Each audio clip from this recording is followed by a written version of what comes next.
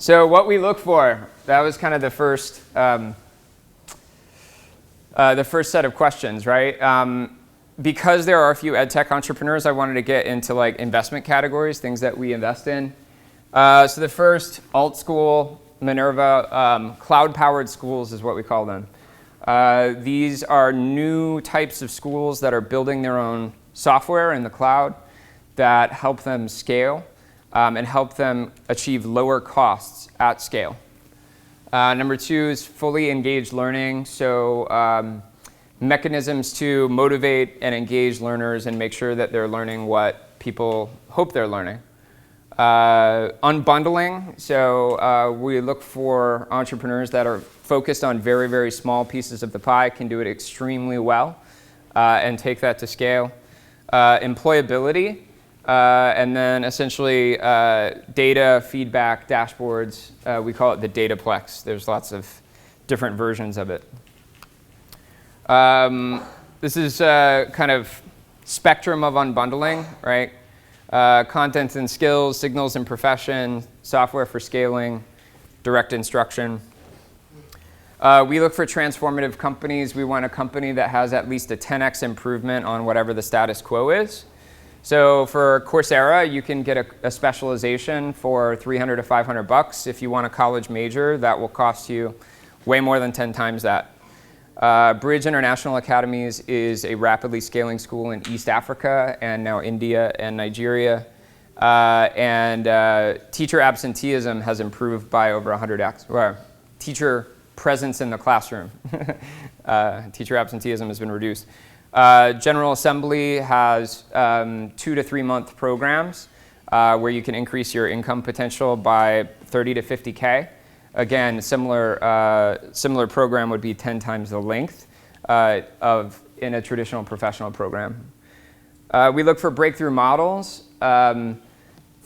Companies that are doing things that are outside the realm of regular expectations. It's almost like you wouldn't believe it could be done until they do it. We look for exponential organizations, right? Companies that can grow exponentially. Have you guys, is that required reading for you guys? Exponential organizations or scale up or growth hacking or any of these? Okay, cool. There's a big difference between companies that can grow linearly versus compound versus exponential growth. I have a blog post on that if you want to read more. What's your blog? It's called On Entrepreneurship. I use Quora. Yeah. And we also look for value innovations through Blue Ocean Strategy. So this is have you guys read Blue Ocean Strategy? Yeah. Okay. So basically we look for companies with unique positioning that are able to differentiate and essentially create their own market or resegment the market. We have a scorecard, which we never actually use, but we articulated once to kind of be aligned on what we look for in companies. So this is the hypothetical scorecard that we never use, but at least we can go through what we look for. In team dynamics, we look for founder bond, origin story, whole team. Whole team means the team has the skill sets that they need to build the company.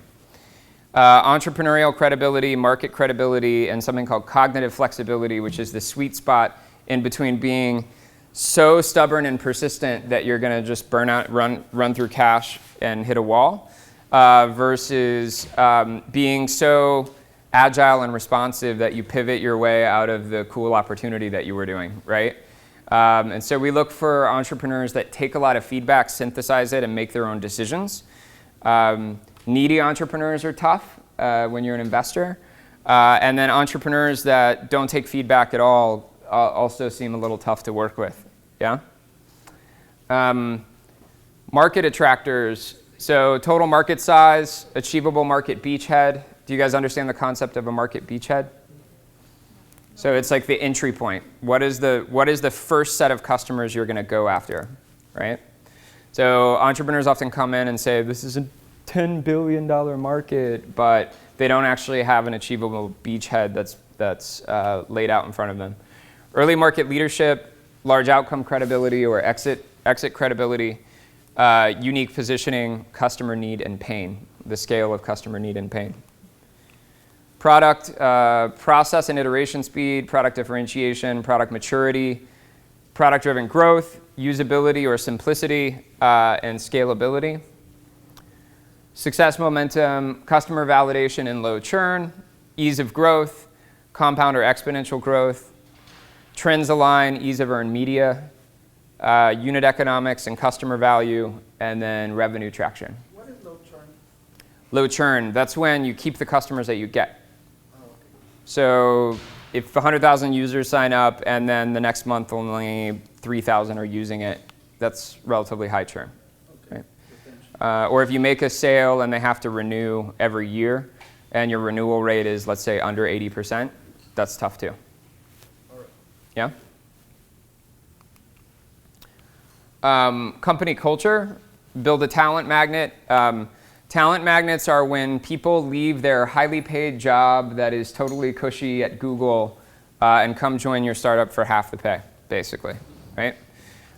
Scaling discipline and ability to prioritize, outsized productivity, data-driven execution, motivating work environment, and lean tendencies. Plan, achievable milestones, appropriately staffed, use of proceeds, numbers are validated, well capitalized. And there's a state called default alive. Did you read the Paul Graham article, Default Alive versus Default Dead? Basically, every company that comes in and pitches you has a plan where if they are successful, they will die because they run out of cash, right? And so default alive is essentially the plan that you are trying to achieve means that you will not die and you will control your own destiny. You know, you can think of it as getting to break even, though it's often a mix of either getting to break even or it's so easy to achieve, so easy, right? It's so believable that you're going to achieve the milestones that you need to achieve to unlock your next round of funding that, like, we're in, you know? These are the statements that, that investors love, right? And everything else you say is, frankly, dilutive to these phrases. We have indisputable traction towards a compelling vision in a large and growing market. We can't keep up with demand, and we print money, right? I use the phrase money printer. It's basically like if we invest $1 in you, you're going to make 3, 4, 5, 6, 7, 8, right? There's also been a lot of blog posts recently in the entrepreneurial sphere where CAC over LTV has to be greater than 3. We looked at a company 2 weeks ago, CAC over LTV is 12, right? And so some companies just unfairly make money. So we look for those. Cost of customer acquisition, cost of acquiring a customer over lifetime value of a customer.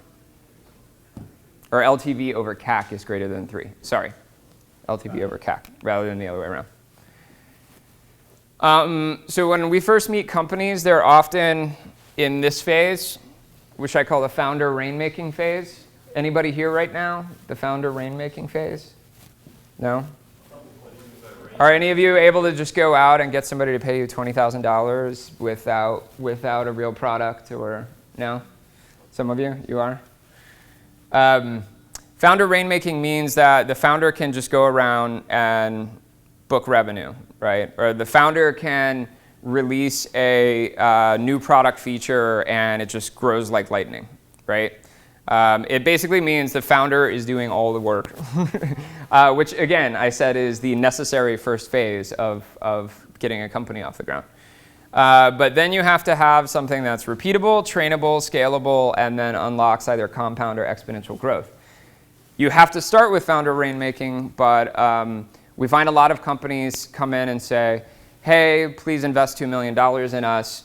I'm uniquely able to go out and close deals. And we're always like, okay, so you can close deals, right? But like, can other people close deals? Can you actually train someone else to do it? Can you repeat this over and over in a predictable manner? Do you know what your pipeline looks like? So anyway, instead of founders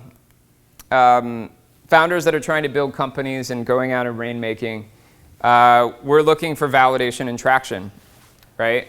So customer delight. Every single person that comes in and pitches us says, customers love us. how do you dissect that, right? We look at probably 300 to 400 companies a year, right? How do we dissect that? How do we figure that out? So we want numerical love more than anecdotal love. And if we had the workbook now, we would figure out, like, where are you telling people customers love you, but you don't actually have any numbers to back it up? And then how can you get numbers to back that up? Product success. So anecdotal engagement. People are using it. What does that mean, right? People keep coming back. People send us feedback that they love it. What does that mean? You have to define product key performance indicators, and you have to track them. Revenue potential. We're going to make a lot of money, right? I've talked to lots of people. I have 5 conversations going on right now. We hear that all the time, right? So we want funnel metrics and pipeline value. And there's also something called pipeline liquidity, which is like how quickly things move through your pipeline. And then operational excellence, right? Like, we're great, we're the best. I've got 2 people on my team. They're the fastest, most wonderful people ever. What does that mean? We want operational metrics and KPIs. So moving from anecdotal to quantitative is extremely important in this act of company building.